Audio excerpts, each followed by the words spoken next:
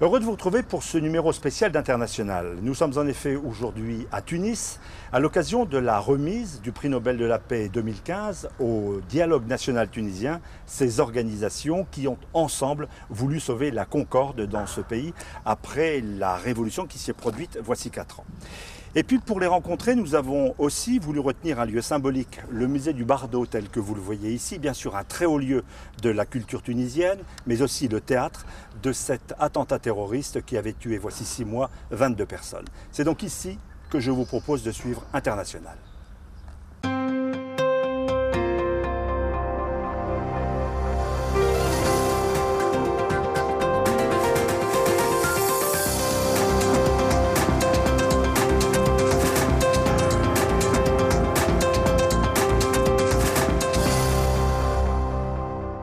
Voilà, je vous retrouve à présent à l'intérieur du musée du Bardo, l'ancien palais des bey de Tunis, érigé voici près de 8 siècles. Ce grand musée connu dans le monde entier depuis plus d'un siècle maintenant, et devant nous, ces représentants du dialogue national tunisien, prix Nobel de la paix 2015, que je tiens à remercier d'être avec nous. Nous avons beaucoup de questions à vous poser. Je vais vous présenter à nos auditeurs et téléspectateurs dans un instant. Beaucoup de questions à vous poser avec Sophie Malibaud de RFI et Charlotte Bozonnet du Monde. Avant cela, remontons le temps, si vous le voulez bien. C'est il y a près de 5 ans, avec cette immolation de ce jeune Tunisien qui allait donner en quelque sorte le coup d'envoi de la révolution et précipiter la chute de Ben Ali. C'est l'histoire d'une révolution qui aurait pu mal tourner. Juillet 2013, 2 ans après la chute du régime Ben Ali, la rue gronde à nouveau en Tunisie. Le député Mohamed Brahmi vient d'être tué. Comme Chokri Belaïd, assassiné en février, c'était un farouche opposant au gouvernement dirigé par les islamistes d'Ennahda. Par dizaines de milliers, ces manifestants réclament la destitution du pouvoir en place. Une nouvelle fois, le pays est promis au chaos. Mais un groupe d'hommes et de femmes refuse la fatalité. Membres de la Ligue des droits de l'homme, de l'Ordre des avocats, du syndicat UGTT ou du syndicat des patrons, ils s'improvisent médiateurs entre les différents partis, lancent un dialogue national et arrivent à imposer une feuille de route. Maintenant, le train de la sortie de crise a été mis sur les voies. Il arrivera en gare dans quelques mois, avec des élections transparentes qui aboutiront à la première démocratie du monde arabe. Le gouvernement d'Ali Larayed démissionne et laisse la place à un cabinet indépendant dirigé par Mehdi Djouma jusqu'à l'élection au suffrage universel de Beji Caïd Essebsi en décembre dernier. C'est le début de l'avenir. J'espère que nous serons tous ensemble. Le quartet a sauvé la transition démocratique, mais surtout, en imposant le dialogue, il a mis fin à la violence politique et permis le retour à une certaine paix sociale. Comparé aux voisins égyptiens et libyens, en proie à la répression ou à la guerre civile, la Tunisie est sans conteste le pays du printemps arabe qui s'en sort le mieux. Mais des obstacles subsistent, à commencer par la menace islamiste ravivée par les attentats du Bardo en mars et ceux de Sousse en juin. La nouvelle loi antiterroriste adoptée en réaction inquiète les défenseurs des droits de l'homme. Et au niveau politique, l'assemblage Nidatounès et Narda s'essouffle. Des voix s'élèvent pour critiquer l'immobilisme d'un pouvoir condamné au compromis. Elles réclament un gouvernement 100% politique, plus énergique. Comme si au moment même où il était célébré par l'obtention de ce prix Nobel de la paix, le mode de gouvernance prôné par le quartet commençait à montrer ses limites. Voici pour ce rappel des faits. On le voit, il s'est passé beaucoup de choses en 5 années ici en Tunisie et sans doute aussi grâce à vous, ce pays a évité le pire. Alors je vais vous présenter nos invités. Tout d'abord, Mokhtar Trifi, vous êtes entre autres président d'honneur de la Ligue des droits de l'homme. Vous avez donc contribué à ce dialogue.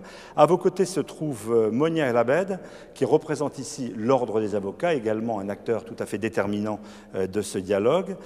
On retrouve Mouldi Djenboudi, qui représente secrétaire général adjoint de l'UGTT, c'est-à-dire l'Union générale donc des travailleurs de Tunisie. Et puis à vos côtés, c'est une belle image aussi, prix Nobel dans ce prix Nobel, pourrait-on dire, puisqu'à vos côtés se trouve le représentant du patronat, Hicham Eloumi, Union tunisienne pour l'industrie, le commerce et l'artisanat, autant dire l'UTICA. Alors nous sommes très heureux avec mes collègues Sophie Malibaud et Charlotte Bauzonnet de vous retrouver. Une question. À Paris, on a vu beaucoup de choses. Un accueil, vous avez été reçu par le président de la République François Hollande, Institut du monde arabe, mairie de Paris.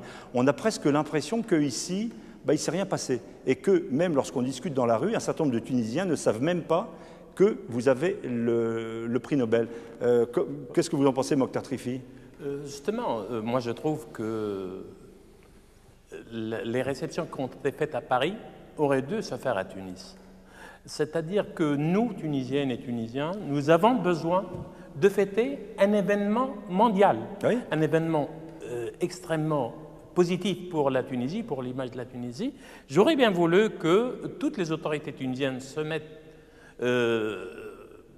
en place pour recevoir les représentants du quartet, pour fêter avec les Tunisiennes et les Tunisiens ce prix. Malheureusement, ça n'a pas été fait, mais nous espérons toujours que ça se fasse dans les prochains jours. Sophie Malibaud. L'occasion au moment où vous irez chercher le prix, parce que finalement, il faut attendre le 10 décembre pour que vous ayez en main ce prix. Est-ce que vous imaginez qu'à cette occasion-là, peut-être quelque chose sera fait plus spécifiquement en Tunisie? On espère. D'abord, parce que là, il y avait l'effet de surprise. Ça va se faire, à mon avis, avant le 10 décembre. C'est un peu loin le 10 décembre. On a besoin de fêter ça immédiatement. Même question à Maître El Abed. Vous êtes aussi surpris par cette relative discrétion ici? Justement, j'allais dire que c'est l'effet de surprise. Hein. C'est évident que nous, en tant qu'ordre des avocats, on a appris le jour même. Donc, il y avait c'est un effet de surprise, c'est ce qui explique qu'il n'y avait pas réellement eu de mobilisation autour de cet événement, qui reste un événement historique pour nous. Et je pense que c'était la grande surprise qui a couronné justement 4 ans de labeur, 4 ans de lutte du peuple tunisien. Et à l'occasion, je voudrais féliciter le peuple tunisien qui nous a permis justement d'être, parce que si nous sommes ici, nous sommes le porte-parole d'un peuple qui était en quête de liberté, en quête de démocratie et en quête de pluralité. Et vous rendez également hommage aux femmes tunisiennes. Justement, les femmes tunisiennes étaient présentes depuis le 14 janvier et bien avant le 14 janvier. Donc, et surtout les femmes tunisiennes qui ont été porteuses surtout de dialogue. Hein. Il faut aussi le mentionner parce que les femmes ont été toujours contre la violence et contre la culture de la non-violence. Donc, les femmes tunisiennes sont présentes aujourd'hui. Elles ont contribué de manière intense et de manière importante et efficace pour la réussite de ce dialogue. On leur rend hommage. Charlotte Bauzonnet, Le Monde, qui connaît bien, vous étiez ici pour Le Monde lorsque Ben Ali, vous connaissiez, en tout cas vous faites beaucoup de reportages ici. Une question, peut-être que si les Tunisiens n'ont pas forcément réagi, c'est qu'il y a une forme de déception. Au-delà du symbole, à quoi va servir ce prix Nobel pour la Tunisie ?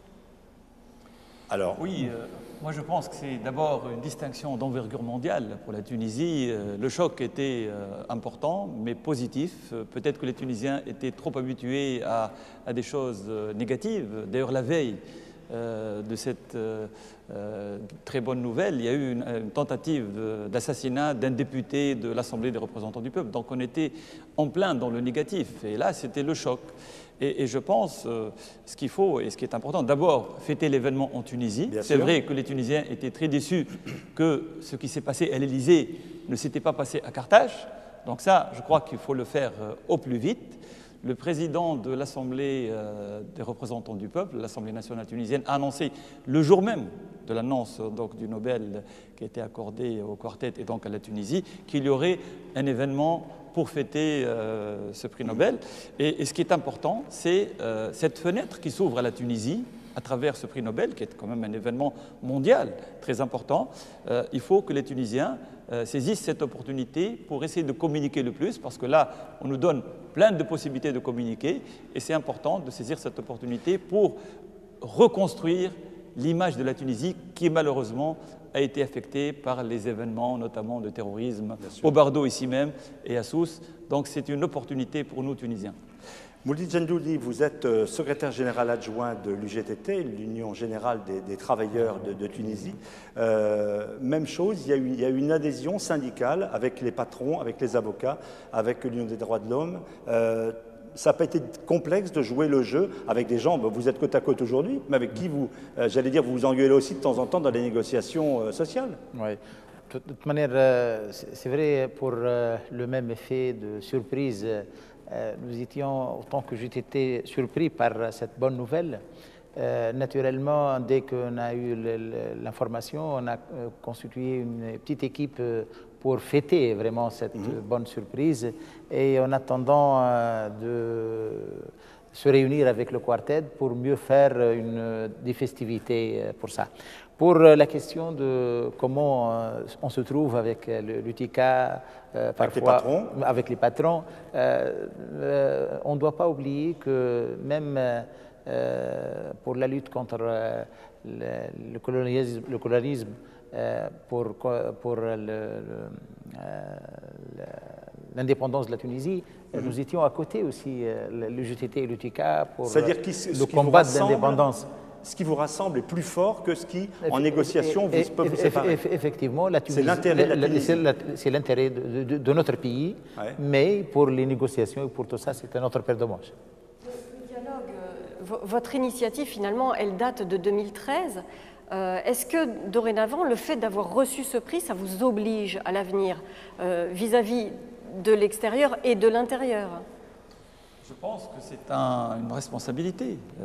C'est un prix Nobel de la paix, donc nous devons nous unir, nous concerter, montrer que nous sommes dans la concorde et qu'on passe à la deuxième étape.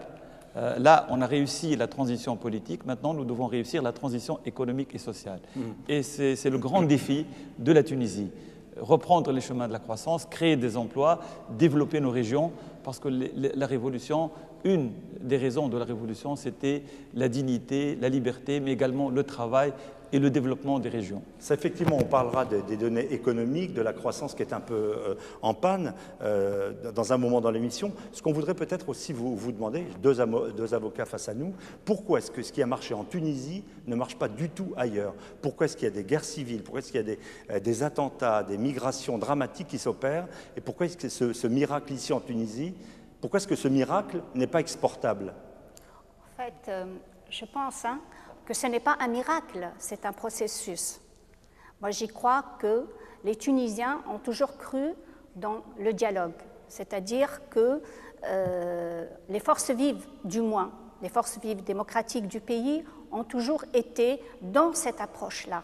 Ce qu'il faut rappeler, c'est que les négociations, le dialogue, le débat a été amorcé bien avant 2013, c'est-à-dire qu'il y avait des prémices, il y avait ceux qui nous ont précédés, il ne faut pas l'oublier aussi, nous sommes dans l'accumulation, ça aussi c'est très important pour nous, donc nous sommes aussi aujourd'hui présents tous les quatre, mais il faudrait revoir un peu l'historique de ce quartet, c'est-à-dire qu'il a commencé bien avant nous. Donc c'est une culture de dialogue, je crois, qui était importante pour la société civile. Et je voudrais juste revenir par rapport à votre question que je trouve très pertinente. À quoi ça va nous servir aujourd'hui un prix Nobel de la paix, alors que la Tunisie est encore dans un cheminement important et dans l'instabilité aussi. Il faut le reconnaître, parce que pour avancer, il faut dire les choses telles qu'elles sont. Nous sommes dans une instabilité, mais le fait d'avoir cette consécration de la communauté internationale, je crois que ça nous a donné un rebondissement. C'est-à-dire pour nous, en tous les cas, société civile, pour nous, en tant qu'institutions qui se sont impliquées dans ce dialogue, que j'estime que nous avons réussi relativement, mais que le chemin est encore lent, que le chemin est encore difficile, qu'il faudrait être vigilant, c'est symbolique. Je trouve que cette symbolique est très importante parce que ça nous a redonné un nouveau souffle, ça nous a donné une bouffée d'espoir pour l'avenir, pour justement la construction de la Tunisie qui en a aujourd'hui plus que besoin d'aide, d'abord d'une solidarité internationale, parce que la lutte contre le terrorisme, c'est une lutte internationale. C'est-à-dire que, et pour revenir un peu à ce qu'on a toujours appelé, l'Europe a toujours appelé le printemps arabe, moi je voudrais dire que c'est l'exception arabe. C'est ce qui explique justement pourquoi en Libye, ce n'est pas la même chose, pourquoi en Syrie, ce n'est pas la même chose, parce que nous, Tunisiens, nous avons toujours été pour les négociations, nous avons été toujours pour le débat et pour l'ouverture. La Libye, en ce moment même, ils sont vraiment en train de se débattre dans une situation vraiment chaotique. Est-ce que vous pensez que ça peut avoir une influence, ce regard porté sur vous en ce moment, sur le dialogue en Libye? Est-ce qu'il y a des ponts? Est-ce qu'il y a des contacts? Mokhtar Trifi. Oui. D'abord, je voudrais compléter ce que disait Maître Al-Abd tout à l'instant même. Et il faut se rappeler qu'en Tunisie, nous avons une société civile bien ancrée, bien structurée, et qui a résisté tout le long du règne de Ben Ali. Même avant, les organisations qui sont devant vous, elles ne sont pas nées de la dernière pluie, comme on dit. Ce qui a favorisé ce dialogue, c'est cette société civile importante. Ce qui a favorisé ce dialogue, c'est aussi, pour reprendre à votre question, c'est aussi le mouvement des femmes. N'oubliez pas que depuis 1956, quelques mois après l'indépendance, le Code de statut personnel est venu pour libérer la femme tunisienne. Donc, il y a une société civile, il y a une société qui s'est créée indépendamment du pouvoir, de tous les pouvoirs qui sont installés. Donc, c'est important. Aujourd'hui, pour nous, tout ça est important. Pour la Libye, pour votre question sur la Libye, nous espérons que nos amis libyens arrivent à trouver le consensus. Mais malheureusement, la situation n'est pas exactement celle de la Tunisie, avec les milices armées qui sévissent partout, malgré le dialogue qui se fait. Nous espérons que les politiques libyens puissent maîtriser la situation, parce que c'est aussi dans notre intérêt, comme Tunisiens. Bien sûr. Nous sommes enterrés d'une ceinture d'explosifs, comme vous voyez, surtout du côté de la Libye. Donc nous espérons bien que le dialogue puisse réussir. Charlotte Bozonnet, Le Monde. Pardon. Peut-être j'ajoute quelque chose pour la situation de la Libye. C'est un peu différent parce que le meneur de ce dialogue national, c'est la société civile ici. Mais en Libye, c'est ceux qui font la politique, de toute façon, les politiques. Donc, c'est les Nations Unies. Mais ici, c'est en chair et en os, les Tunisiens, les sociétés civiles tunisiennes. Peut-être, je pense que c'est un peu différent. Vous voulez dire qu'ailleurs, les politiques ont trop de poids au Proche-Orient ou dans d'autres pays, qu'il n'y a pas une société civile qui impose sa paix. C'est ça que vous nous dites? J'espère. D'une certaine façon. Ici, à contrario, est-ce que le gouvernement aussi n'est pas empreint d'une certaine faiblesse, justement, vous parliez tout à l'heure des conditions de la deuxième étape qu'il va falloir aborder, et c'est la raison pour laquelle, quelquefois, les Tunisiens de tous les jours n'ont pas senti vraiment le changement. Est-ce qu'il n'y a pas un côté composite aussi, l'envers de la médaille, qui fait que finalement, il n'y a rien de vraiment tranchant, il n'y a pas une vision politique forcément évidente? Je pense que la froideur de la réaction de certains Tunisiens par rapport à ce Nobel vient de la morosité que vit le Tunisien. Il y a un chômage très très important, surtout un chômage de jeunes diplômés, donc il y a une frustration très très forte. Il y a une croissance qui est proche de zéro. Il y a les Hicham Eloumi, je vous interromps pour vous dire que nous avons pris les taxis, discuté avec des Tunisiens. Certains nous disent même, au fond, c'était mieux avant sous Ben Ali, la vie était moins chère. L'inflation s'est améliorée, le taux d'inflation a baissé. Le gouvernement actuel a un point sur lequel il a été efficace, mais il y a une déception. De réduire, parce qu'on était parti sur 6% d'inflation, et là on est proche de 4%. Donc il y a au niveau de l'inflation une amélioration, mais il y a quand même un problème réel de pouvoir d'achat, et il y a une crise au niveau, comme je l'ai dit, de la jeunesse qui sort des écoles. Il y a dans les plus de 200 000 chômeurs diplômés et plus de 15% de taux de chômage en général, atteignant 30% pour les jeunes. Donc là c'est un vrai malaise. Et avec les problématiques de terrorisme que nous avons vécues, donc il y a une chute du tourisme et derrière tout un secteur. Donc c'est 400 000 personnes qui travaillent dans le tourisme, 600 000 autres dans les secteurs rattachés au tourisme. Il y a également les investisseurs qui ne sont pas au rendez-vous, les investissements étrangers dont nous avons besoin. Et donc, ceci est lié à ce malaise auprès des Tunisiens. Et le Nobel vient vraiment au bon moment pour nous ouvrir une fenêtre d'espoir que nous devons saisir avec beaucoup d'efficacité et beaucoup de responsabilité. Donc, nous attendons de nos partenaires étrangers qui nous soutiennent, mais nous devons, nous, assumer notre responsabilité et nous remettre au travail. Alors, ce que je vous propose, c'est de nous retrouver dans 2 minutes sur les antennes de RFI, sur celles de TV5 Monde, le temps de faire un point de l'actualité, et nous avons encore beaucoup de questions à vous poser sur la situation de ce pays et sur ce beau prix Nobel que vous partagez. À tout de suite.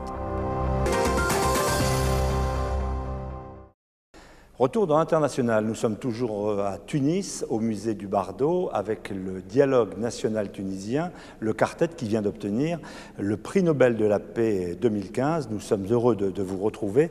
On vient de voir dans l'actualité toujours une situation très heurtée, par exemple en Syrie avec l'interrogation sur l'avancée de Daesh.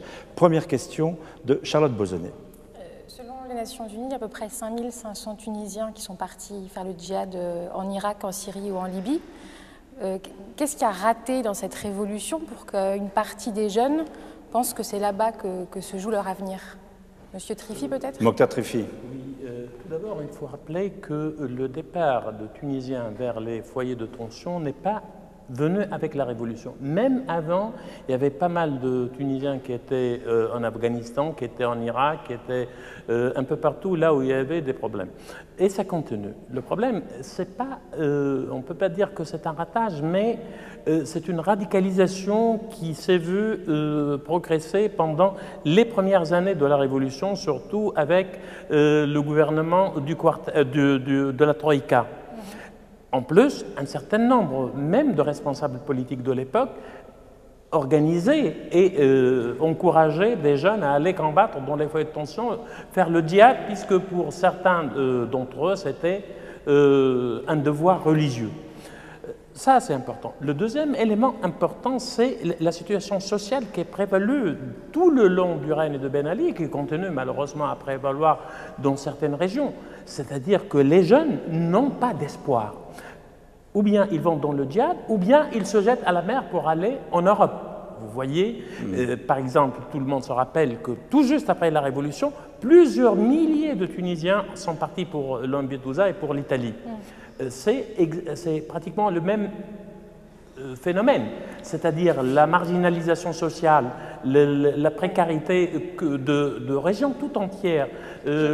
Tout ça, ça a favorisé ce truc-là. Et puis, dans la région entière, il y a une radicalisation religieuse qu'on remarque à partir du Yémen, de Syrie, l'Irak, au Maghreb, en Libye et tout ça. Pour s'attarder un instant sur la situation des jeunes, je souhaiterais vous interroger, Monsieur Djendoubi, du syndicat des travailleurs, justement. Comment vous expliquez ce problème de déshérence des jeunes et du manque d'emploi, notamment chez les diplômés aussi?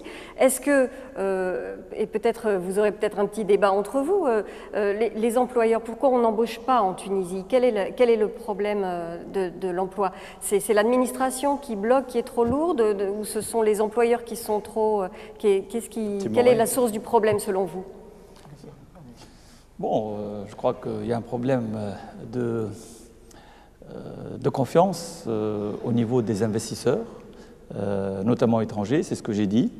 Il y a eu aussi des problématiques de différentes sortes depuis la Révolution qui ont fait que des extensions d'activités à caractère économique n'ont pas été réalisées, que certains investisseurs se sont détournés de la Tunisie pour aller dans des pays comme le Maroc ou l'Europe de l'Est.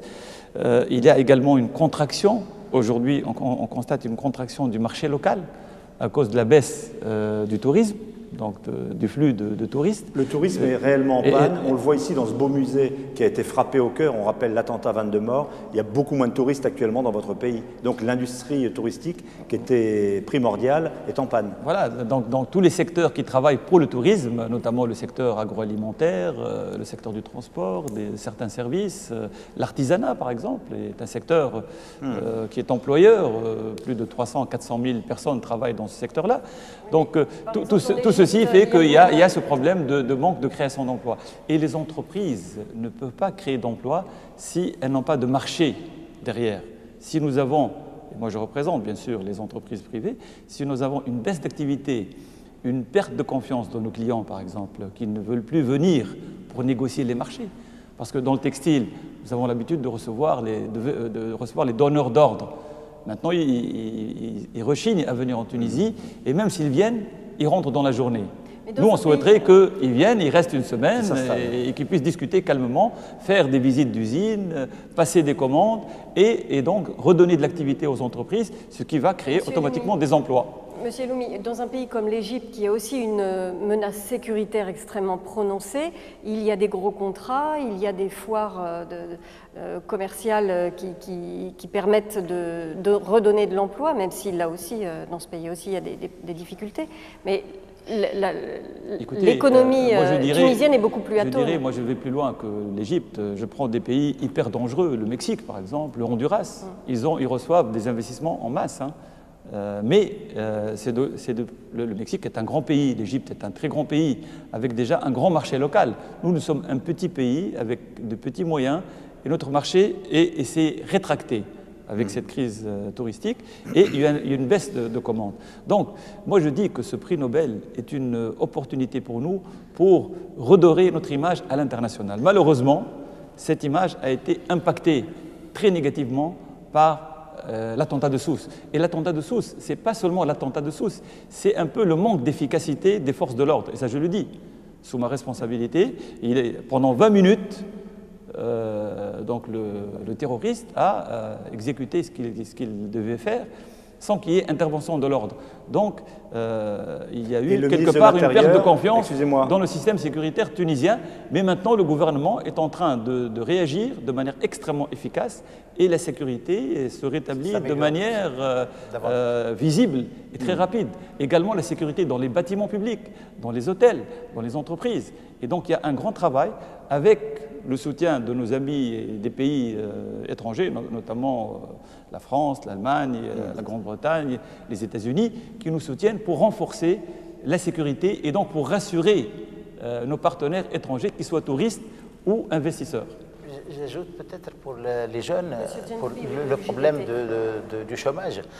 Naturellement, c'est un problème, à mon avis, aussi le modèle économique. Avant, le gouvernement, il y a des entreprises publiques qui embauchent plusieurs jeunes, mais maintenant, les gouvernements ont cédé de quelques entreprises publiques. Ça se répercute sur le chômage naturellement. Et il y a le démarrage de négociations pour un accord de libre-échange entre l'Europe et la Tunisie. Vous pensez que ça pourra aider, qu'une sorte de libéralisation de l'économie tunisienne peut-être pourrait...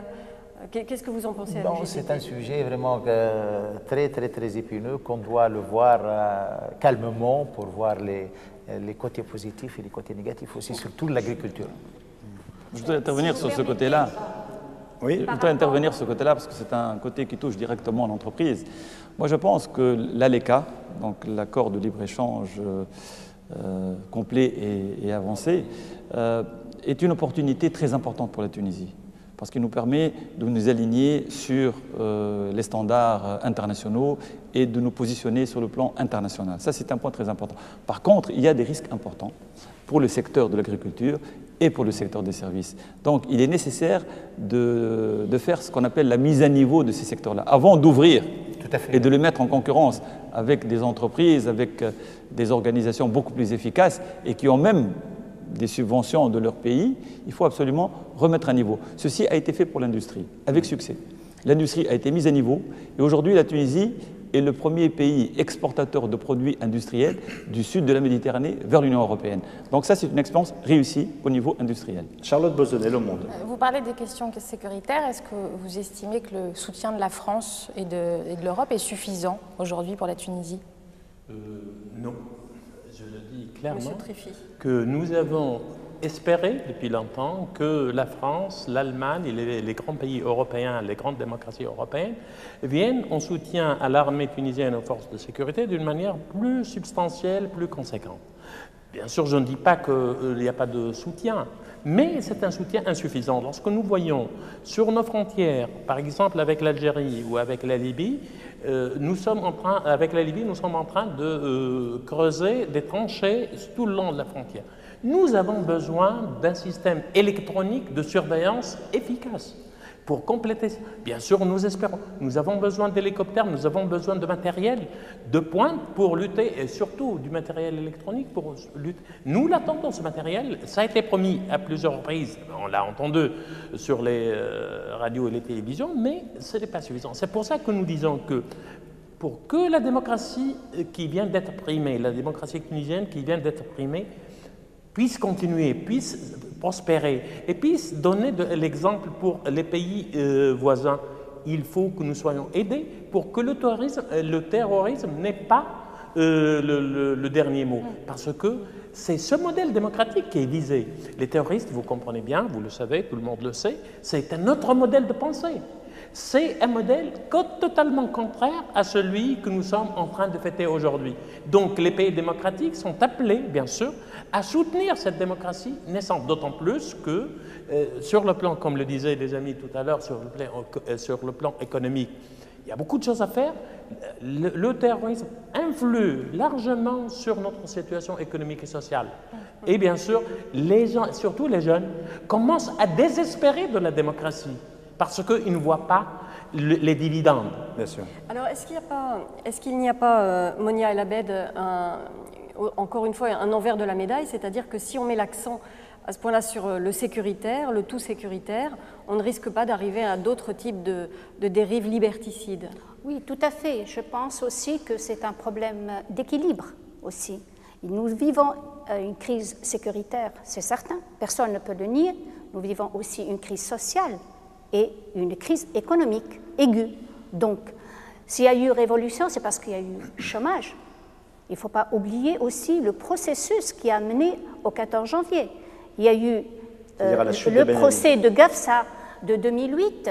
Justement, quand on parle de la jeunesse tunisienne, cette jeunesse qui était malmenée, c'est une jeunesse qui est déchirée, donc il y a de l'imbrication, il y a aussi ce projet intégriste international qui a joué un rôle très très important au niveau de notre jeunesse, et c'est ça aussi le paradoxe, parce que le paradoxe de la jeunesse tunisienne aussi, c'est que ces jeunes-là ont été présents le 14 janvier, ces jeunes-là sont toujours présents, ils sont en train de mener leur lutte à leur manière, donc c'est à nous aussi aujourd'hui d'avoir une bonne écoute et d'avoir aussi une vision claire sur la situation d'avenir.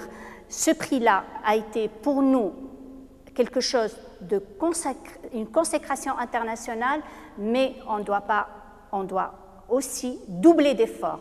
Nous devons doubler d'efforts par rapport à la société civile et surtout par rapport au pouvoir politique en place.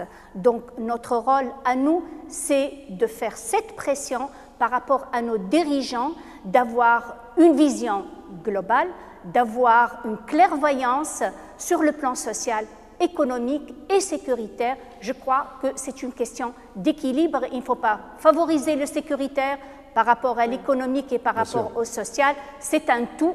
Donc le pays est en construction. C'est très facile de détruire, mais c'est très difficile de construire. Nous sommes dans une transition.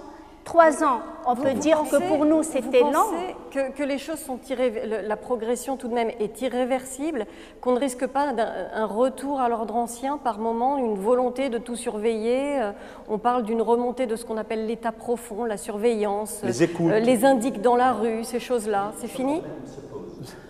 Et nous sommes vigilants, nous allons le rester. Moi, je suis de la Ligue tunisienne de défense des droits de l'homme. Nous avons toujours veillé à ce que la lutte contre le terrorisme, par exemple, se fasse dans le cadre du respect absolu des règles des droits humains. C'est pour ça que la Constitution tunisienne est venue, heureusement, pour consacrer les droits et libertés. C'est pour ça que la société civile, pas seulement la Ligue, toute la société civile, veille actuellement, par exemple, à ce que la loi antiterroriste qui vient d'être votée par l'Assemblée nationale ne soit pas utilisée d'une manière liberticide. C'est pour ça que la vigilance est toujours de mise. Alors, autre question, peut-être aux partenaires sociaux, membres donc de ce dialogue national. On dit que parmi les choses qui n'ont pas changé, qui même ont empiré, les observatoires le montrent, c'est la corruption qui reste endémique, qui reste extrêmement forte et qui pénalise au fond la confiance des Tunisiens dans leur système politique et économique. Pourquoi est-ce que ça reste aussi fort ? Je pense que c'est une réalité, et c'est une réalité aussi dans des pays du sud de la Méditerranée. Elle existe, elle est profondément ancrée. Il y a peut-être un problème de pouvoir d'achat, un problème de vouloir vivre mieux et vivre au-dessus de ses moyens.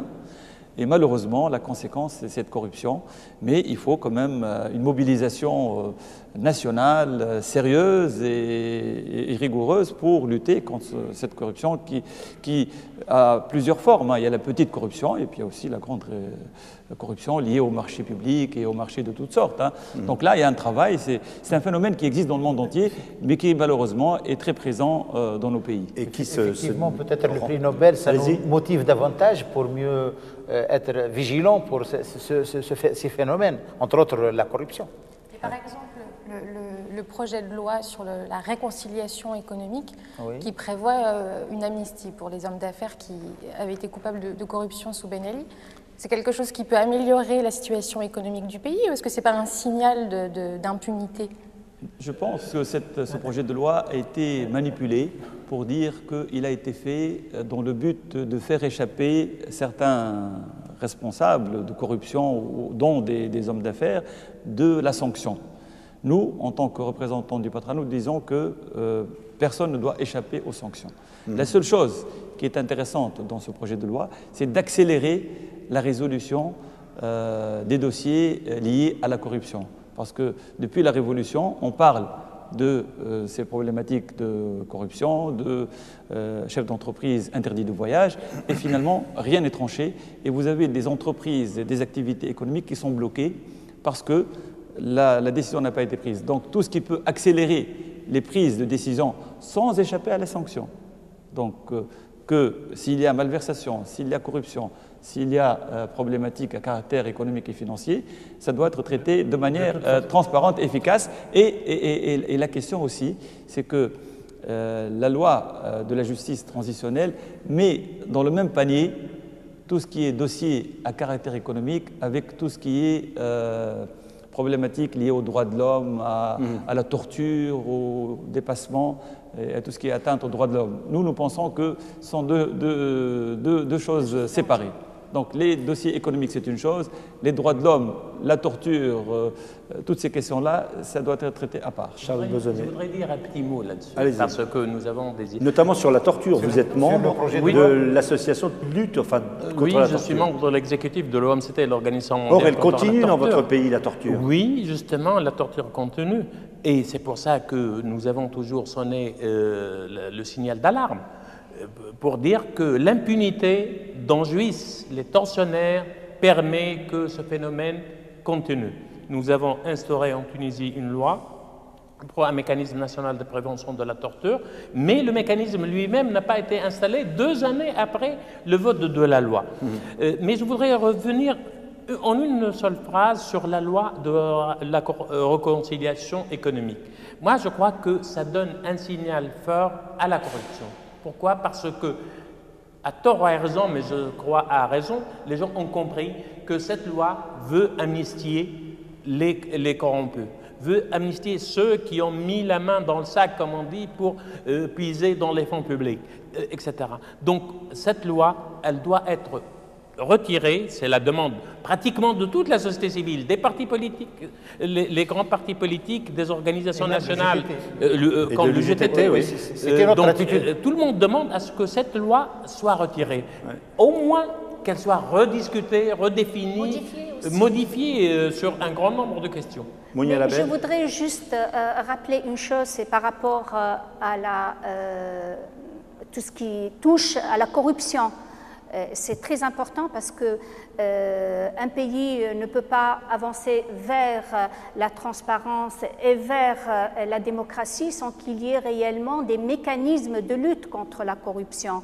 Aujourd'hui, la Tunisie vit un vrai chantier des institutions, la mise en place des institutions démocratiques, donc le problème de la Cour constitutionnelle aujourd'hui qui est en débat devant l'Assemblée du peuple. Il y a aussi la question de le Conseil supérieur de la magistrature. On a omis aussi de parler des magistrats et de l'indépendance de la magistrature. Un pays qui avance vers le progrès, vers la transparence, vers surtout la bonne gouvernance, il doit avoir une magistrature indépendante, neutre, justement pour juger de la corruption. À propos du passé, revenons sur l'autre aspect politique. Chute de Ben Ali il y a 4 ans. Ben Ali est condamné, il est réfugié actuellement en Arabie Saoudite. Vous demandez, je m'adresse aux 2 avocats, vous demandez qu'il soit jugé dans ce pays, qu'il puisse se défendre bien sûr, mais qu'il réponde de ses crimes? Bien sûr, nous avons toujours... J'ai demandé, j'étais président de la Ligue au moment où il a été jugé la première fois. Il a été jugé à 35 ans à l'époque, c'était en septembre 2011. À ce que Ben Ali puisse revenir, être jugé devant la justice tunisienne indépendante et qu'il lui soit accordé toutes les garanties d'un procès équitable. Mais il ne sera jamais extradé. Justement, c'est parce que, moi je le dis, le gouvernement tunisien ne fait pas grand-chose pour qu'il le soit. On ne demande pas aux Saoudiens, on n'exige pas que Ben Ali soit extradé pour qu'il soit jugé dans son pays, devant une justice que nous voulons indépendante pour Ben Ali ou pour tout le monde. Et le Nobel peut vous aider à être entendu par l'Arabie Saoudite? Ça m'étonnerait parce que malheureusement pour nos amis saoudiens, le prix Nobel ne vaut pas grand-chose. Lorsque je vois qu'un jeune saoudien de 17 ans est condamné à mort, il risque d'être exécuté d'un moment à l'autre, je me dis que le prix Nobel pour la démocratie, pour la paix, ça ne vaut pas grand-chose pour ces gens-là. D'ailleurs, de votre antenne, je voudrais appeler tous les démocrates au monde, y compris en France, de dire aux Saoudiens de gracier immédiatement Nemr, ce jeune de 17 ans. On entend votre appel. On parlait de la corruption de haut niveau, de très haut niveau, mais il y a aussi tout ce qu'on appelle l'économie souterraine. Et le phénomène est d'une telle ampleur qu'on parle de 50% de l'économie qui se déroule comme ça, donc en parallèle, et donc il ne rentre pas d'imposition, pas de taxes, etc.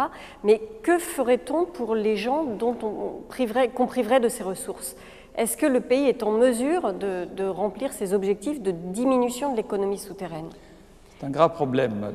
L'économie informelle et l'économie parallèle est un très grand problème parce qu'il met en difficulté le secteur organisé, parce que ça crée une concurrence déloyale. Hein. Il ne paie pas les taxes, il ne paie pas les impôts, il ne paie pas les droits de douane, donc automatiquement ça crée une concurrence très déloyale et met encore plus en difficulté les entreprises et les investissements et l'emploi, etc. Il y a 2 aspects dans l'économie informelle. Il y a la contrebande organisée avec de grands moyens, et ça il faut les combattre avec les moyens sécuritaires, donc l'armée, la police, la garde nationale, etc. Et il y a le commerce informel courant, celui qui a une petite une brouette où il a Boisizi, c'était ça, hein, c'était de l'économie informelle. Donc cela, il faut les aider à intégrer le secteur organisé.